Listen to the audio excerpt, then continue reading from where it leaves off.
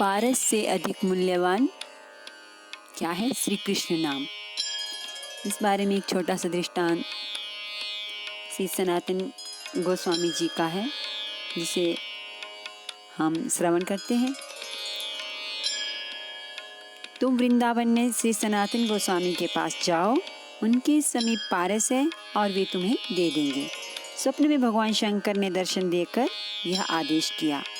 गौड़ देश के बर्दवान का वह ब्राह्मण निर्धन था, दरिद्रता से दुखी हुआ था। जहाँ हाथ फैलाए वहीं तिरस्कार मिले। शास्त्रज्ञ स्वाभिमानी ब्राह्मण, उसने संकल्प किया, जिस थोड़े से स्वर्ण पर संसार के धनी फूले फिरते हैं, उस स्वर्ण को मूल्यहीन करके धर देगा, ढेरियाँ लगा देगा सोने की। पारस प्राप्त करेगा वह। पारस कहाँ मिलेगा? ढूंढने से तो वह मिलने से रहा, देगा कौन उसे? लक्ष्मी के किंकर देवता क्या पारस दे सकेंगे? ब्राह्मण ने भगवान आशुतोष की शरण ग्रहण की, जो विश्व को विभूति देकर स्वयं भस्मांगराग लगाते हैं। वे कपाली ही कृपा करें तो पारस प्राप्त हो। कठिन व्रत, निरंतर पंचाक्षर जप, दृढ़ रुद्रार्चन, निष्ठा, भगवान त्रिलोचन कब तक संतुष्ट नहीं होते। ब्राह्मण की 12 वर्ष की उत्कट तपस्या सफल हुई। भगवान शिव ने स्वप्न में दर्शन दिया।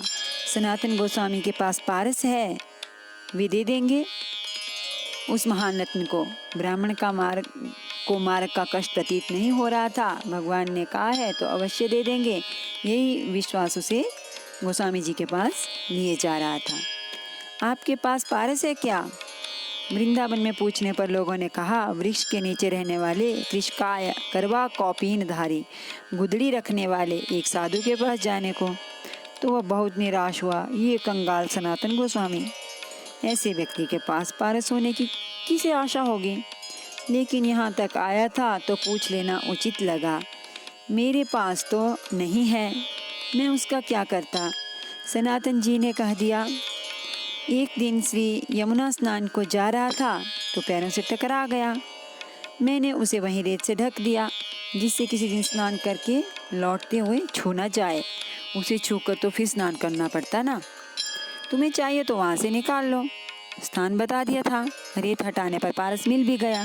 अब परीक्षा करने के लिए लोहे का टुकड़ा पहले से ही साथ लाया था वह ब्राह्मण। वह पारस से स्पर्श कराने पर स्वर्ण हो गया। पारस ठीक मिल गया।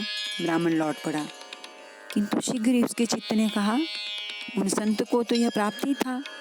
वे कहते हैं कि यह छू जाए तो उन्हें स्नान करना पड़े। आपको अवश्य इस पारस से अधिक मूल्यवान वस्तु प्राप्त है। ब्राह्मण लौट आया सनातन जी के पास। प्राप्त तो है। सनातन जी अस्वीकार कैसे कर देते? मुझे वही प्रदान करने की कृपा करें। ब्राह्मण ने प्रार्थना की। उसकी प्राप्ति से पूर्व पारस को श्री यमुना जी में फेंकना पड़ेगा। सनातन जी ने कहा, यह गया पारस। ब्राह्मण ने पूरी शक्ति से उसे श्री यमुना जी के प्रवाह में फेंक दिया। भगवान शिव की दीर्घकालीन उपासना से उसका चित्त शुद्ध हो चुका था। संत के दर्शन ने हृदय को निर्मल कर दिया था। अधिकारी बन गया था वह। सनातन गोस्वामी ने उसे श्री कृष्ण नाम की दीक्षा दी।